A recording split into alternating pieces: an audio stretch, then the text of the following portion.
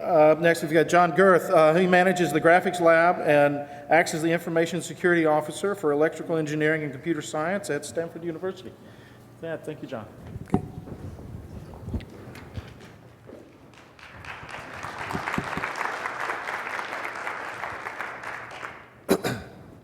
I hope it's louder at the end. I mean, maybe I should get off sooner. I forgot to put my email and contact information here, but it's just my last name at stanford.edu or cs.stanford.edu or graphics.stanford.edu. So this is my 8th FloCon, and in the early years I was pretty much a visualization guy, and this talk will be notable for me today in that it has no pictures whatsoever. And that's partly because several years ago I realized that the regime that we were in was one where pixels were at best increasing linearly, while the data we needed to deal with was increasing exponentially. And this meant I was in a losing game that I was going to lose even faster. So I've been moving. I still believe that visual analytics has a role and an important role to play in network traffic analysis and monitoring. But in recent years, I've been moving back closer and closer to the wire because in order to try and overcome this gap between pixels and data, we need to have better ways of organizing the data and analyzing the data so we can reduce the objects we need to show to the analysts so that he can make decisions. So in recent years, I've been doing things like working with Carter Bullard on things like keystroke analysis and encrypted traffic, ways of characterizing things like the producer-consumer ratio. And today I want to talk about I probably should have been the first talk in this session because I have the most modest little thing to propose here. It's another dimension that we can talk about having in flow that I've found useful over the years, and I call it locality. It's a semi-formal flow dimension, and I'll talk about what I mean by semi-formal in a minute. So the basic outline of the talk here is that we're going to get dressed for success. We're going to do some formal attire and some semi-formal attire. And then we're going to talk about how locality helps us characterize traffic. First, there's the locals only version of this, where we have our friends, acquaintances, and the janitors that run around on our network, and how we're going to separate that. But there's another part to, and locality may be an unfortunate term in this respect, that I also want to characterize and help organize external traffic. So there's going to be two aspects to this, local and effectively remote traffic that we're going to characterize. Okay, so what do I mean by semi-formal? And in this case, we have in flow data, we have formal, what I call formal attributes. These are, I like to think of flow data as sort of the closest thing we have to natural observation of network traffic. It's like the temperature and the barometric pressure and the wind direction of network traffic, and we can then build models out of that raw, primitive information. And the formal attributes of like the IP address and the protocol and the time to live values, they're required. They're required to get the traffic to move around the network. And that's what makes them so primitive and fundamental. And they tend to be required and universal. And here I am talking only about IP traffic at the moment. So semi-formal dimensions in the traffic arise from these and as a result of several other mechanisms. One of which we all use is we observe conventions like the IANA service port numbers. We all know that it's not required that services be offered on those ports, but they frequently are, and it's a fairly reliable form of analysis. So by convention, we have semi-formal dimensions that we use for analysis and flow. Another one is by context. If once we know it's a TCP flow, we know there are fields in the flow that represent the flags and the options of TCP, and those are also useful in analysis. By environment, and by here, I mean you have different ways of configuring your network. If you're using VLAN tags for routing inside, then the VLAN information is available and can be put in the flows. And then what we're going to deal with mostly today is dimensions that can be derived from or inferred from the dimensions above, or joined with other metadata to create new dimensions. So there are many examples of these semi-formal dimensions in the major collection systems like Silk and YAF. The internal, external address classification, the application labeling. Argus does that, and also does things like country codes with MaxMind, look up flow status, state flags. This is just a sample. Both systems have many more variables that they offer to the analyst. Okay, why do we want to have them? Well, they're useful in filtering. They allow us to quickly remove extraneous data. They help us to group things so that we can focus on flow semantics. And they allow us also to aggregate behavior, which is useful when you're trying to construct models for network traffic analysis, which I think is one of the challenging things that we need to address. We're getting to the point where we need to move beyond the analysis of simple distributions of flows and look at sequences of flows if we're going to make progress in our analysis. Okay, so now we arrive at this new dimension that I'm using, locality. And as I mentioned, we're going to talk about a little bit about it. It's going to have both an internal and an external component. I use the word duality here, and I apologize to the mathematicians in the office. I do not mean dual in the formal mathematical sense. It's really just that there's an internal and external thing. And it's defined by the scope, and this scope is most definitely determined by where you sit. So my version of an internal local scope is at best going to be external to you, and it may vary within the enterprise as well. Why do I want to have locality? I want to basically improve the hierarchy that allows me to classify flows for analysis. And we're going to have the beginning parts of locality, I believe, which I call first order, are derived from the formal flow variables and the formal variables of traffic. And so I think they are sort of formal, but then we need to extend them. We're going to use context to extend them and this will make them semi-formal.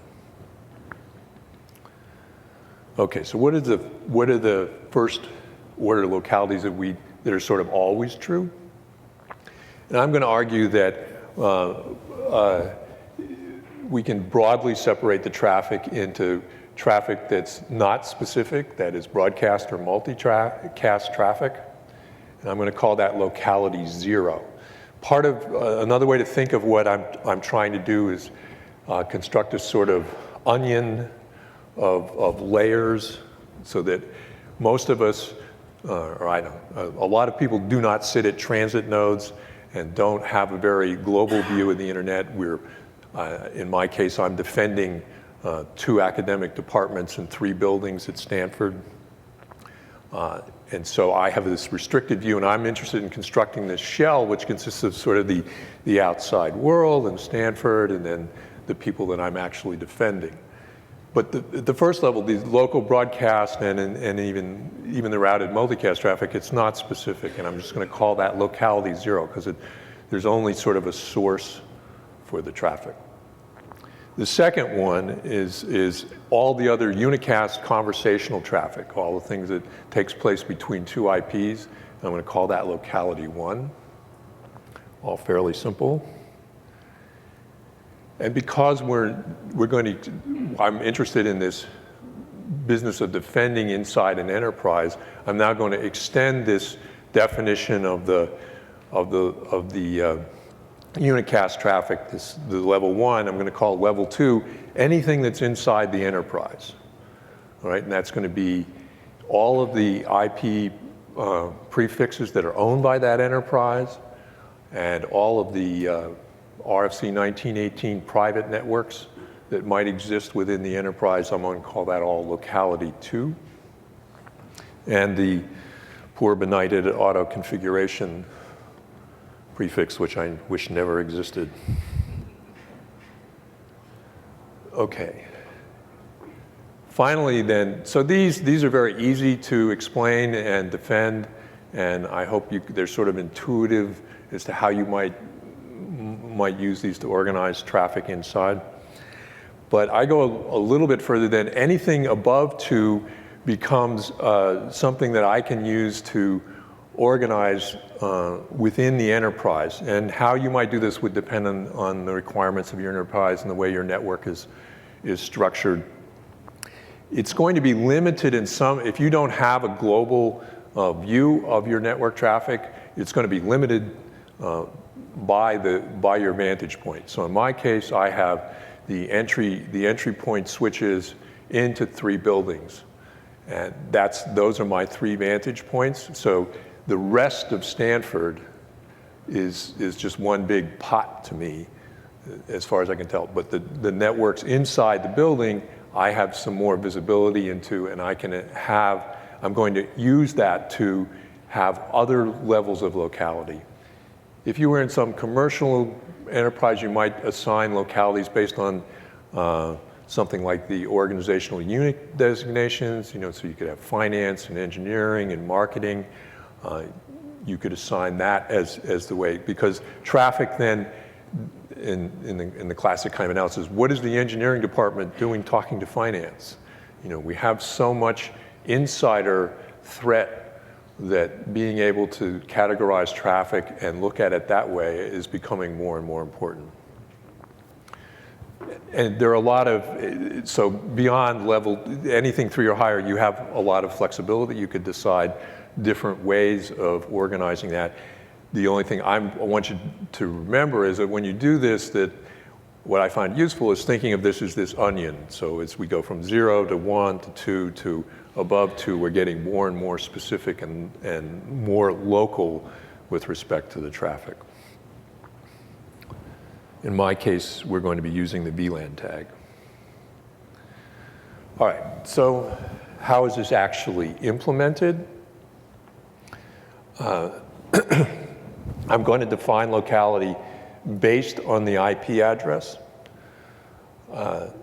That's still the most common designation we have, although I'm getting worried as things become more and more mobile and more fungible that categorizing things by IP address is going to start losing its meaning if it hasn't already. Anyway, but for the moment, that's what I'm doing. We're going to, and I want to define it. It's going to be associated with an IP address, but I'm going to put it in every flow because I load my flows into a semi-relational database, and I want it to be available for filtering and aggregation quickly.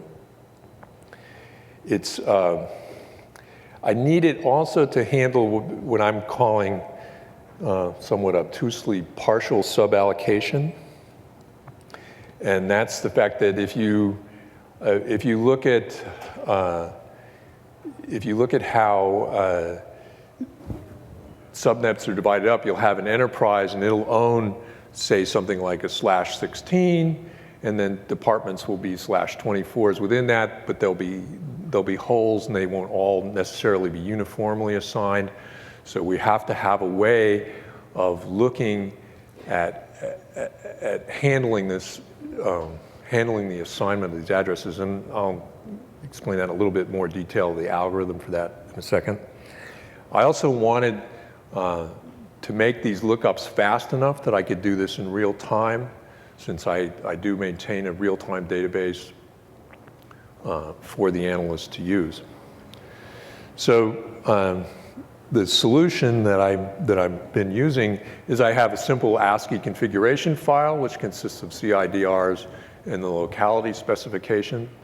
I parse that file and generate a flat file that has a locality designation that only goes down to the /24. So I have something that has 16 million entries in it. In the 16 million entries, there's a single number, which is the locality for that range of IP addresses.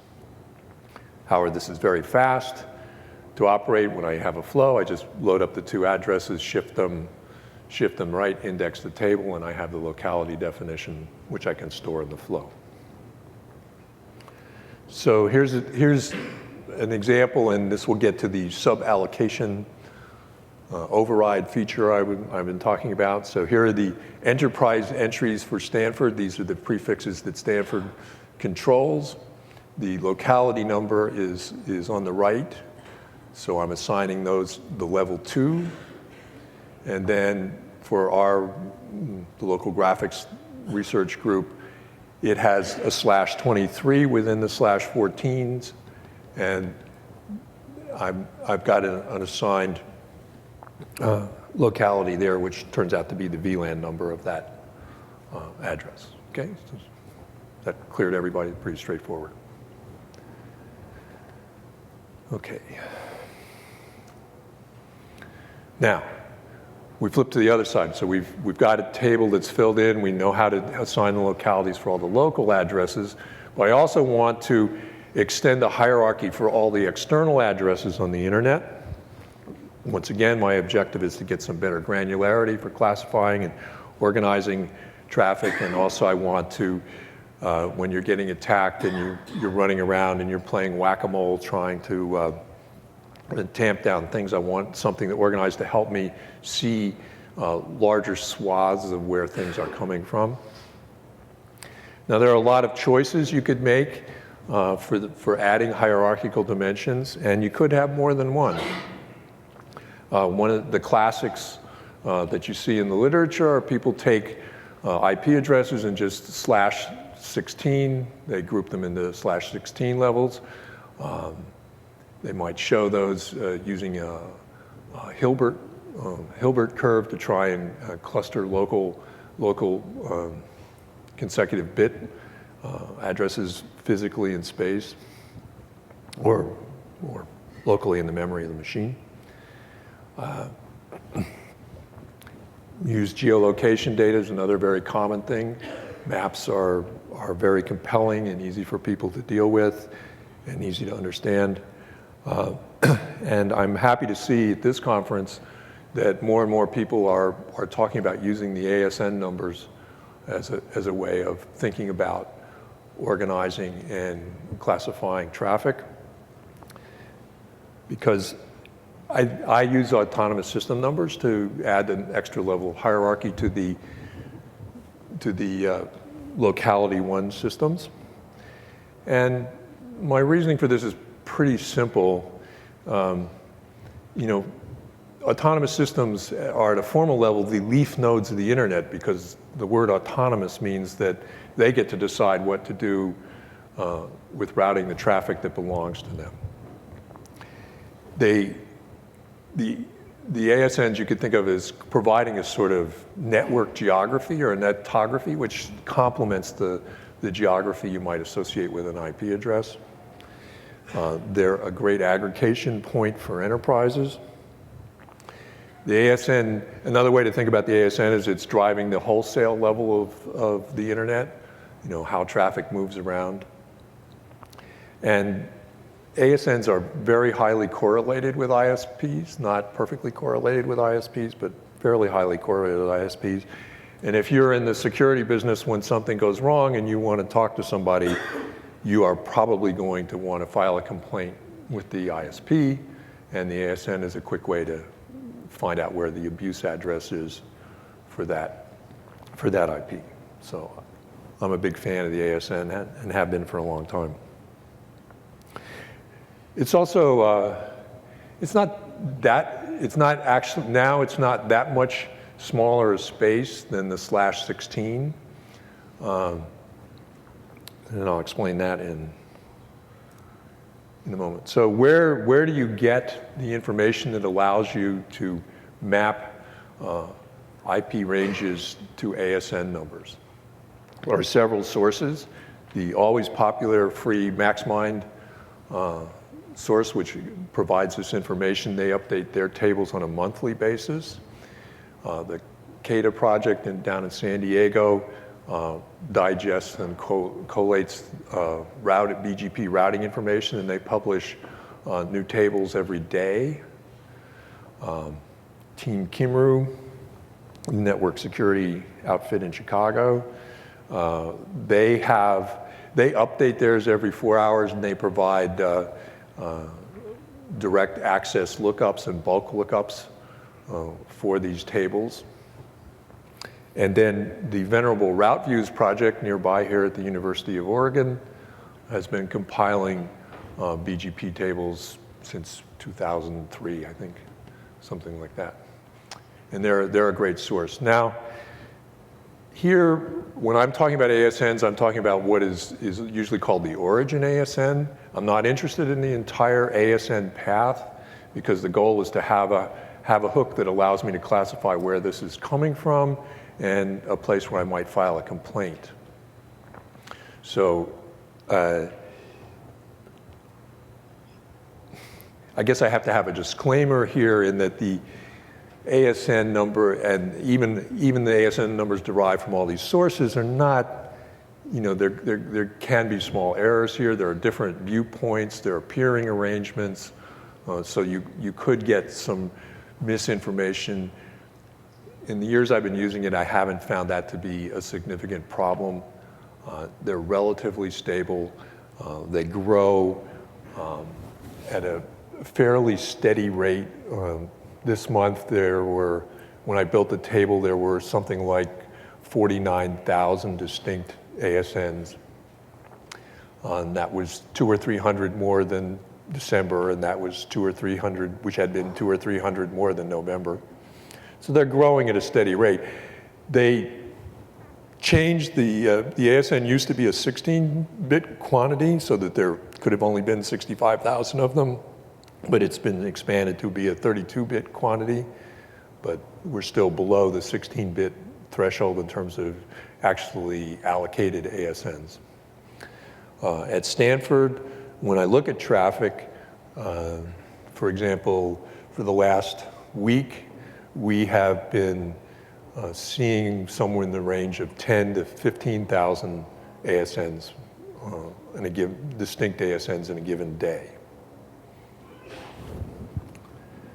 Okay. So before we talk, I give you a couple of examples. Here's a review of where we are. I'm in a layer 2, entry point switches to 3 buildings.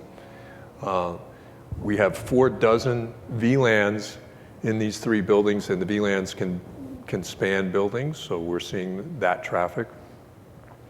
My locality definition is 0, 1, 2, or VLAN for the local traffic, for the purely local traffic. And I'm going to take the flows that I get from my Argus sensors on these 3 switches, and they're going to be stuffed into a SQL-like relational database that we then can query quickly with clients. All right, so here are some sample queries. The first one is an overall locality distribution. And this is for, I think, a week ago. So if you notice that reading from the top there, locality 0, of course, is only UDP. It's not going to be TCP because you're not going to have any connection establishment. This is mostly local broadcast and some multicast traffic. And then if you go down and look at localities 1, 2, and the bottom locality 3 is everything that's larger than 2. So that's an aggregation point that collapses all those 46 VLANs into one number. And that's a handy thing to have with the numeric. You can play some games with the numbers, even though they're normally just nominal classifiers. And the thing that's interesting to me about this distribution here is that, normally you'll see in the literature, TCP traffic comprises 80% of the internet. And that's true if you look at locality 1.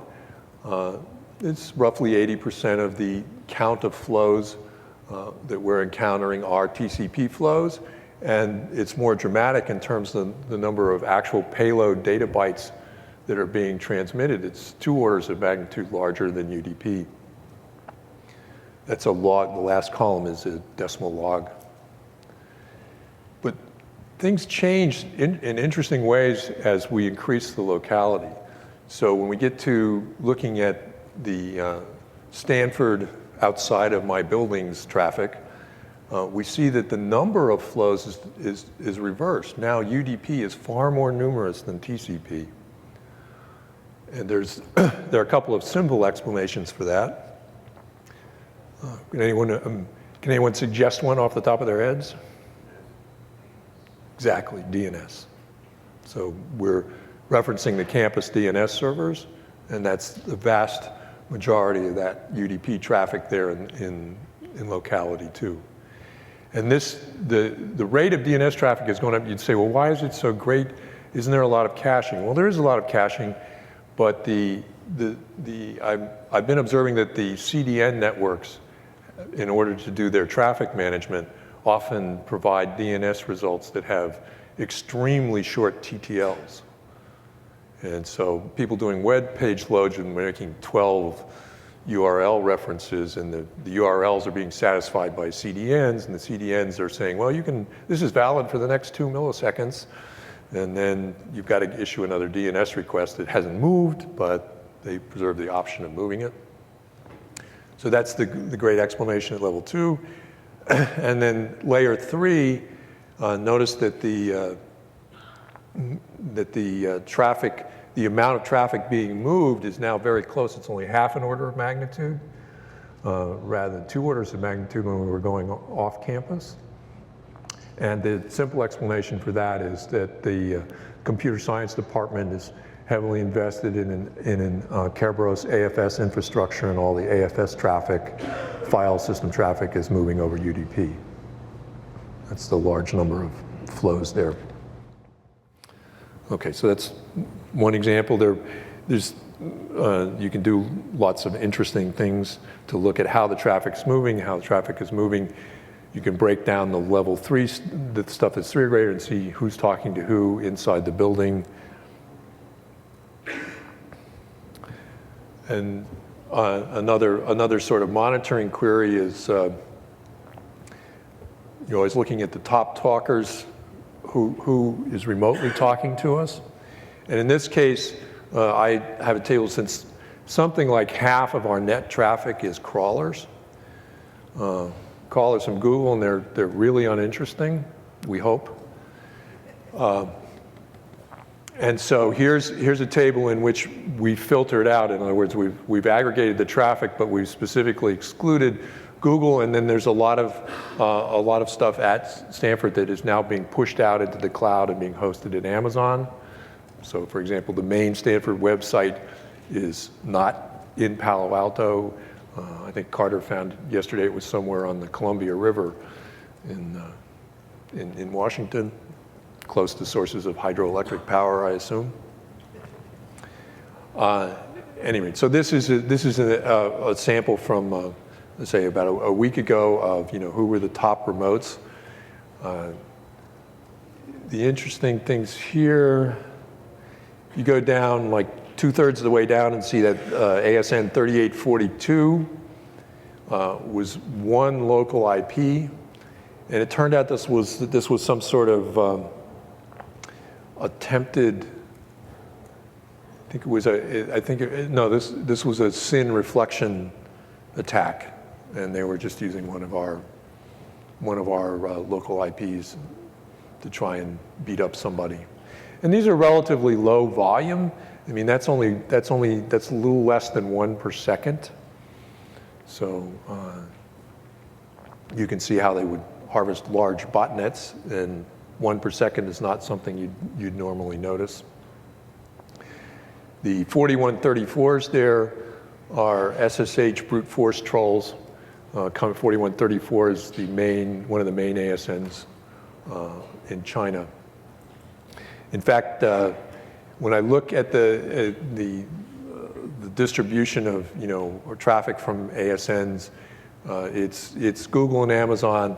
The two big Chinese ASNs, 4134 and 4837, and then other things that you might expect in our area.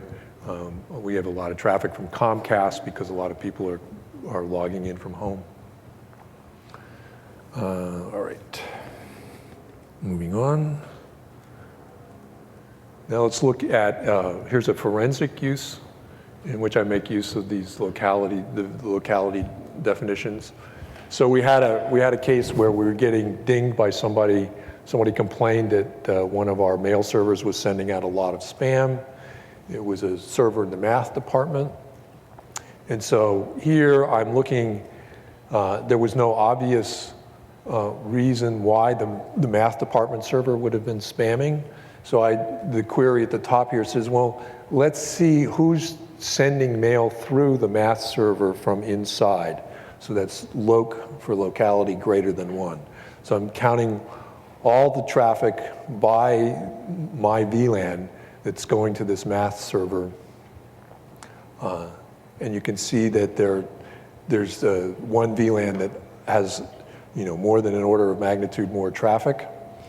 So we pivot on that VLAN number, and we look at the traffic, the IPs in that, and it turns out that all of those IPs are machines in an instructional cluster.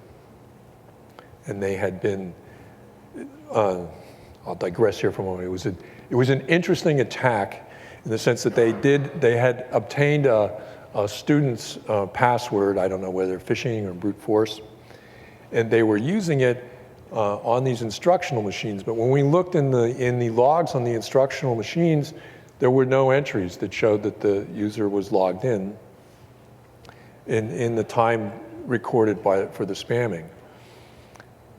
However, the flows showed us that in fact there were the connections going to the mail server. And it turned out that by backing up more than a week in the logs, we discovered that there had been SSH connections using the compromised user ID. And what the hackers did was, instead of logging into the machine and generating spam from there, they used SSH port forwarding so that they were just there and forwarding the port onto the victim mail machine. So there was nothing in the logs on the machines that were being abused, unless you went way back in time and saw this one little entry for a session that never ended, and it was hanging out there. And then they could sit there and remotely, with these open SSH tunnels, just pump spam from inside Stanford to inside mail servers on campus. So sort of an interesting and creative attack, I thought. Okay, well, that's it for the examples. So the obligatory future work slide. So the obvious kind of thing to extend is to make the information hopefully more accurate by moving to real-time things. We could get better accuracy on the internal side by looking for DNS and DHCP updates. We could start looking at BGP updates in real time to try and keep the ASN numbers accurate. Extend the country codes. Well, I don't currently do any geolocation in my work, and it's mostly because it turns out maps are just too compelling. People just love to have things on geography, and I love to see things on geography. I love maps. I drive my wife crazy because I go to the AAA every 3 months and just say, well, I don't have that map, so I'm going to get that one. But the problem is that it's a bit of, I don't do it mostly because I think it can be very misleading in traffic analysis. It's very good for exposition when you're trying to explain to somebody something, But in terms of exploration and actual analysis, I'm more skeptical of its value. But it does have value, so I shouldn't be such a hard ass about it. And the main question I have in terms of using maps to display all this stuff is, you have the problem that a lot of the traffic's in urban areas, and so it all gets collapsed and occluded, and nothing ever happens in Montana. I mean, there's nobody there for anything to happen.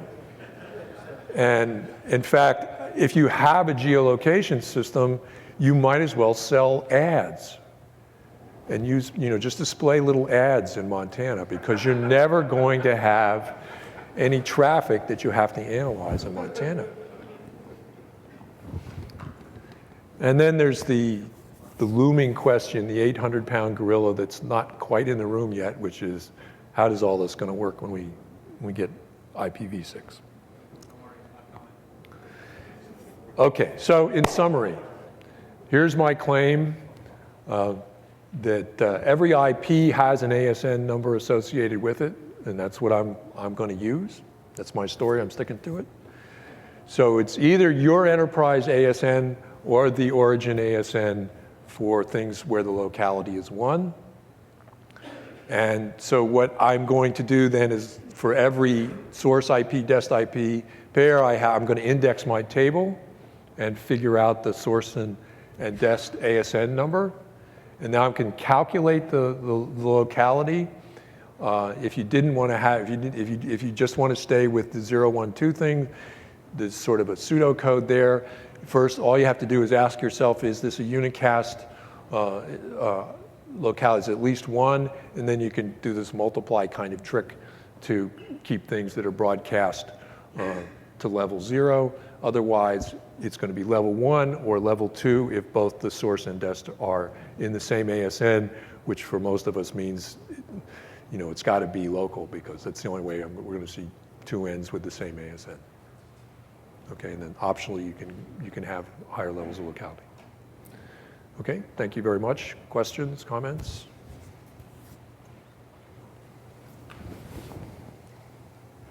So first of all, I feel discriminated against by the height of this microphone. I'm just going to hold it. So I think this is really neat. The one thing that I want to challenge you on is your inclusion of multicast in, like kind of lumping the multicast and the broadcast together. Back when I actually had a job where I had to do really hard work, and I was a network engineer at a global corporation, when I was in charge of multicast enabling the entire network, we did what was, at least over a decade ago, was the best practice at the time of having different scopes of multicast addresses. So you had your local scope and your regional scope and your organizational scope, so you could actually theoretically tell by looking at a flow whether it was a multicast that was local, say, to a particular office or a particular city, or whether it was something that had theoretically gone from New York to London or something like that. So obviously, I don't know what the Standford network looks like or whether this would be relevant, but you might want to consider, because there are most likely organizations that are doing things with the different scopes of multicast addresses, breaking that out somehow and making that part of your system. That's a very fair point. And I don't really have a defense other than I would end up still classifying things based on the single multicast destination thing, which wouldn't tell me who'd actually picked it up. And I think you're absolutely right, from probably a monitoring and auditing quality of service perspective. I've been mostly a network forensics guy, so I'm sort of like, it's no help here. So I was wondering if you thought about aggregating over other dimensions besides localities, like protocol, or I guess you have protocol in your database, but service type and things like that. You might be interested if you might want to aggregate to say, okay, how much peer-to-peer traffic is there, or how much VoIP, or that kind of. Absolutely, no, I just meant this was an additional dimension that you can use for aggregation. In fact, I had another abstract I submitted and had to withdraw due to lack of time to prepare the talk. I have another one that I make equally heavy use of, in which I characterize the role played by the local IP in conversations. But you're absolutely right. All dimensions in flow pretty much are useful as aggregation and filtering points. Okay, thanks. I want to enthusiastically second something that you said and encourage others to start thinking likewise about IP addresses becoming less and less useful for identifying users. And this is going to apply in the internal space, so locality greater than 1 typically, because Yes. on the outside, all you have to go on is the routing information, so ASN at best. But on the inside, you can make a good case, probably over beers, that an IP address has always been a horrible proxy for identity, and it's just all we've had to work with for most of computer security history.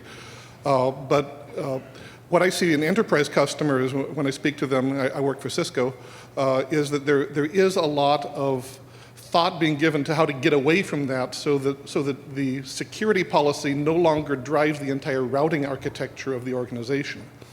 Some large enterprises are actually starting to run out of VLAN tags because that's their only way of expressing security policy right now. Yeah, okay, well, that's a much larger discussion for which we're lucky we're in a city with a rich source of beer. So I'm afraid I have a comment and then a real question. Okay. Do you know about the RIPE RIS service, routing information service, I think? Say that again, but I don't think so. So RIPE is the IP allocation folks in Europe. They actually do something similar to the Route Views project where they have a bunch of collectors and publish the ASNs associated with the origin IP addresses and all of that. No, I would love to. So that's also actually free and public. It's just like Route Views. And if you're on the East Coast, so this doesn't help you as much, CERT actually hosts a mirror of the Route Views data. So if you're on the East Coast and it's taking you a long time to download it, look at our site. But again, that doesn't help you. The question is, Can you post the URL for this other source? yes, And feel free to modify my slides to add it if you want. I will do all of those things. So I'm trying to combine this with this sense of type that we have, since I know Silk, and I'm trying to make sure I understand how to do your analysis with the tools that I know. We have a field called type, which is often in and out, but that's actually defined by IP set.